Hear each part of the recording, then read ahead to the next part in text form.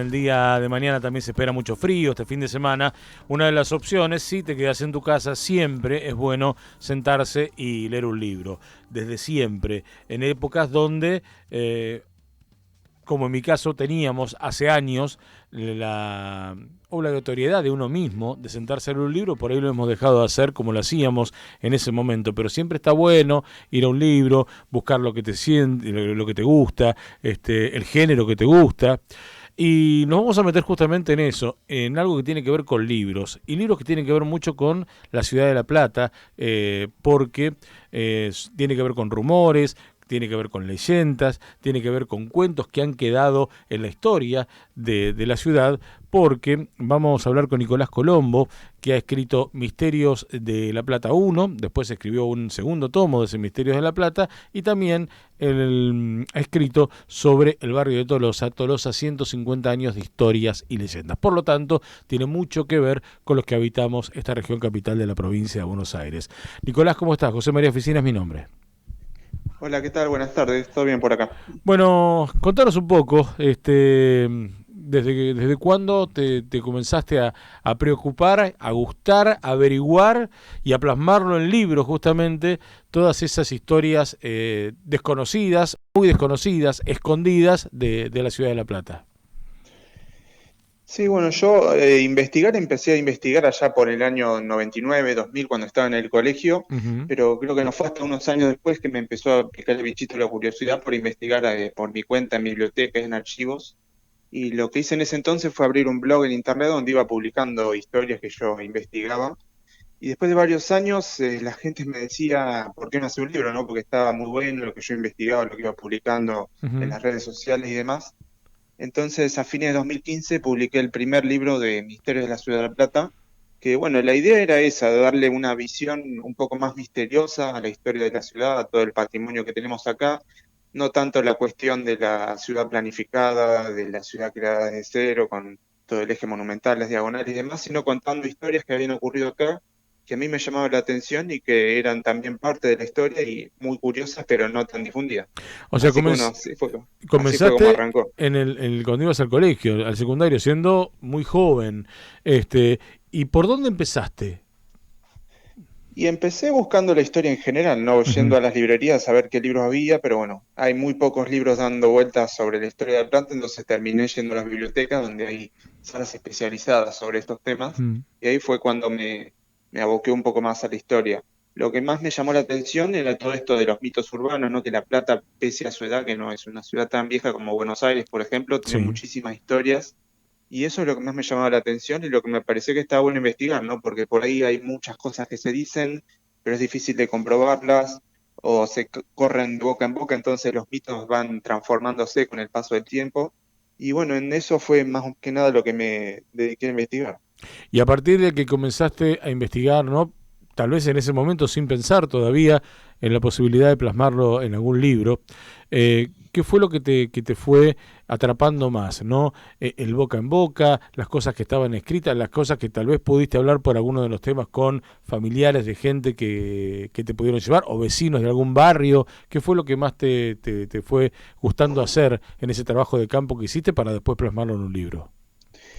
Sí, bueno, eso es lo que más me llama la atención y lo que más me gusta, creo que es dar a conocer historias que no están en otros libros, ¿no? Que no han sido publicadas, que no tienen Ujú. tanta difusión. No sé, por ejemplo, acá en La Plata hubo muchos casos de ovnis, tenemos casos de apariciones como de los famosos enanitos verdes, que por ahí uno dice, bueno, si son famosos, hay una banda de rock que Sí, lleva el nombre de ellos y todo, sí, sí. pero no hay libros escritos sobre ese tema, no hay tanto investigado, o no sé, el hombre gato, el lobizón, hay un montón de personajes, ¿no? De la mitología urbana platense, y me parecía que estaba bueno darlos a conocer para formar nuestra propia historia, ¿no? Porque quizá hay muchos libros sobre Buenos Aires, sobre otras ciudades que hablan, no sé, de la dama de blanco que está en la puerta del cementerio, de esas historias, Sí. pero acá en La Plata tenemos nuestra propia historia y como capital de la provincia, me parecía que era una buena parte de la identidad local para poder darla a conocer. Y cuando, por ejemplo, estás investigando, cuando llegás a alguna historia y buscas por ahí que alguien corrobore y que lo corrobore verbalmente, que puede ser porque alguien se lo contó, porque algún pariente, ¿la gente tiene algún prurito de contarlo? O gente que cuando te acercás le parece genial lo que estás haciendo y trata de compartir todo el conocimiento que tiene para que vos lo puedas contar? No, hay de todo, qué sé yo. Por ejemplo, con los enanitos verdes, recuerdo que hay gente, por ejemplo, que no quería hablar, ¿no? Que habían sido testigos de primera mano de este caso, ¿Esto qué año pero fue? ellos, esto fue creo que en el año 80, sí, 83, cuando asumió Alfonsín. Ajá, perfecto. Eh, y bueno, había gente que lo había visto, pero tenía miedo de que por ahí la escracharan en algún diario, de que la tildaran de loca, de que la gente hablara mal, entonces no Sí. querían ellos dar su palabra. Incluso hasta el día de hoy, después de pasados más de 40 años, mucha gente no quiere hablar de eso. Pero a veces sí, a veces había gente que, no sé, historias de fantasmas, por ejemplo, en estos 2 años de pandemia que cerraron las bibliotecas y yo no pude investigar en esos lugares, Sí. me comunicaba con mucha gente por Facebook, por ejemplo, y ellos me acercaban historias, me decían, mira, che, yo un día fui a un saloncito, no sé, ahí por Plaza Irigoyen y resulta que escuchaba ruidos, que las puertas se abrían solas, que escuchaba algunas voces. Entonces me contaban cómo habían convocado algún parapsicólogo, algún medium, Sí. para ver si era una posesión o si era algún fantasma, algún espíritu que estaba dando vueltas. Así que hay de todo, ¿no? Hay gente que te las comenta y que cree en estas cosas y hay gente que es un poco más incrédula y que por ahí no quiere tanta exposición. Y cuando estás, por ejemplo, escuchando una historia, ¿no? O investigándolo en una biblioteca, como decís, ¿sos de creerla fácilmente? ¿Te parecen increíbles? Algunas no las...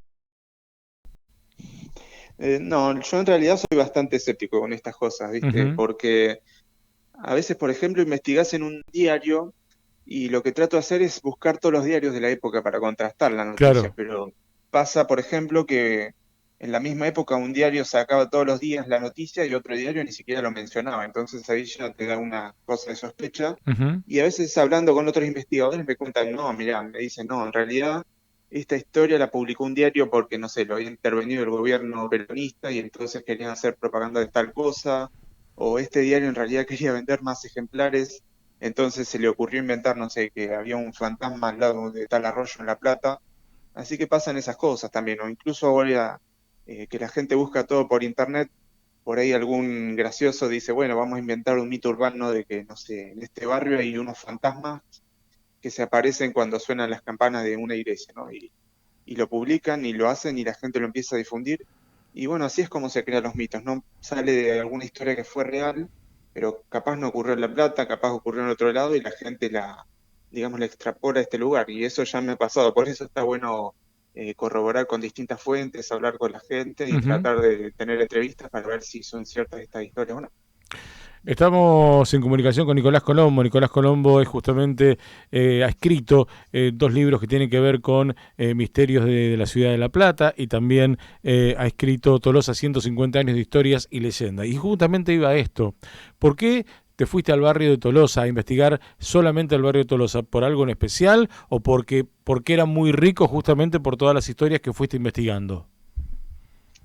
Sí, bueno, ese libro lo publiqué el año pasado porque en diciembre cumplió 150 años Tolosa Ujú. y yo como nací, me crié y viví toda la vida ahí, me pareció interesante poder dar un libro, pero no hablando solo sobre los misterios, sino hablando sobre la historia también, Ujú. la rica historia que tiene Tolosa, que fíjate que tiene 11 años más que La Plata. Así Ajá. que mucha gente no sabe que es un barrio que ya existía 11 años antes de que Eduardo Rocha viniera acá a fundar la capital de la provincia. Y me parecía curioso eso, ¿no? Porque todavía hay construcciones, por ejemplo, que son previas a la fundación de La Plata, todavía se han hecho excavaciones arqueológicas que se encontraron restos de postas donde paraban antes de que se fundara la ciudad de La Plata.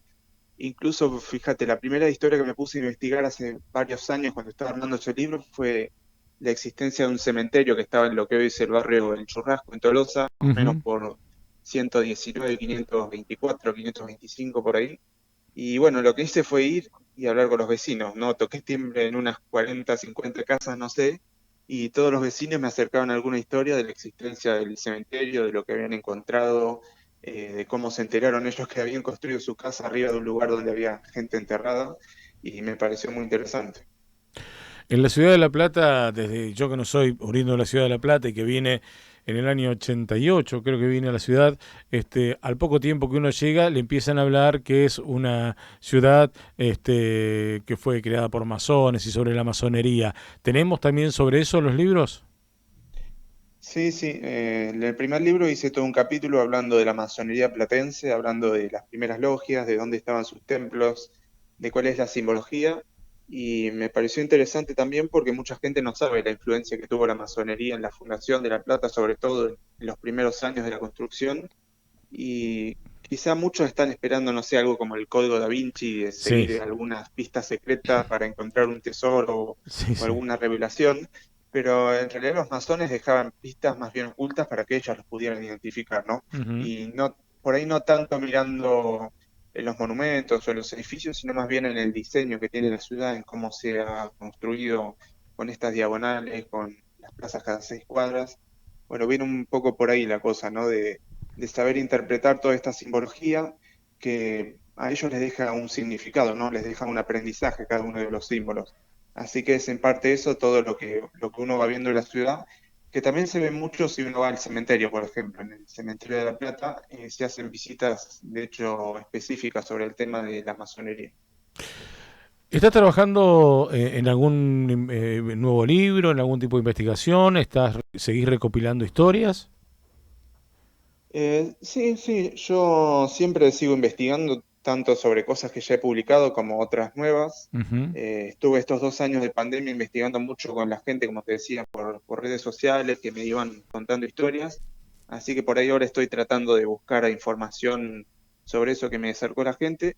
Y después sigo buscando en archivos, más que nada acá en La Plata, voy casi todas las semanas a algún archivo, a alguna biblioteca. Sí. Todavía digamos, el año pasado publiqué el libro de Tolosa, así que me estoy tomando un tiempito para seguir investigando, pero sí tengo planes de seguir publicando otros libros, quizá no tanto sobre misterios, porque siempre Ujú. me piden la tercera parte de Misterios de la Plata, pero sobre otras cuestiones que no se han publicado y que me parecen que son interesantes. ¿Vos decidiste cuando te tocó estudiar meterte de lleno en lo que es la literatura o estudiaste alguna otra cosa? No, de hecho yo soy de la rama de las ciencias naturales. Mira vos. Estudié agronomía Sí. y ahora estoy ya en el último año de biología en la Facultad de Ciencias Naturales. Y esto nació más allá, no sé si usar la palabra hobby, nació justamente por lo que vos querías investigar y conocer de tu ciudad y a partir de eso sacar esta nueva función tuya, la de escritor. Claro, sí, a mí me gusta un poco distraerme, digamos, con todo lo que es la biología y eso, leyendo historia, siempre me gustó desde que iba al colegio, así que se puede decir que lo tomé como un hobby, ¿no? Fíjate que hoy, 1 de julio, es el Día del Historiador acá en Argentina, Ujú. así que yo hace un rato estaba saludando a una amiga que es profesora en historia y bueno, ella me decía que para mí, que para ella yo soy historiador, si bien no estudié eso, Ujú. me dedico a la historia, investigo todas las semanas. Y bueno, digamos que sería un aficionado a la historia o lo tomo como hobby, pero me parece muy interesante poder difundir esto para formar la identidad de la ciudad, para que la gente conozca lo que hay aquí en La Plata, todas estas historias, y que se sientan parte de la ciudad y de su historia, ¿no? De lo que tiene La Plata. Para aquellas personas que quieran los misterios de la ciudad de La Plata uno y 2 y todos los 150 años, ¿está la posibilidad de conseguirlos aquí en las librerías de la ciudad? Ujú. Sí, los libros están en librerías de La Plata, están en más de 100 bibliotecas también. Cualquier cosa lo pueden buscar en las redes sociales como Misterios de la Ciudad de La Plata, así que ahí figuran todas las direcciones o también está el contacto mío por si me quieren escribir por alguna cosa. Gracias por atendernos y felicitaciones por el laburo que haces. Bueno, muchas gracias a ustedes por ayudar a difundir esta historia y que tengan buen día. Nicolás Colombo, a punto de recibirse de biólogo, ingeniero agrónomo, que de hace mucho tiempo comenzó en la época del secundario a investigar en bibliotecas sobre mitos, sobre leyendas, sobre cuentos, sobre rumores de la ciudad de La Plata y lo fue volcando en libros. 2 libros que tienen que ver con misterios de la ciudad de La Plata y el último que dijo que lo publicó el año pasado, Tolosa, 150 años de historias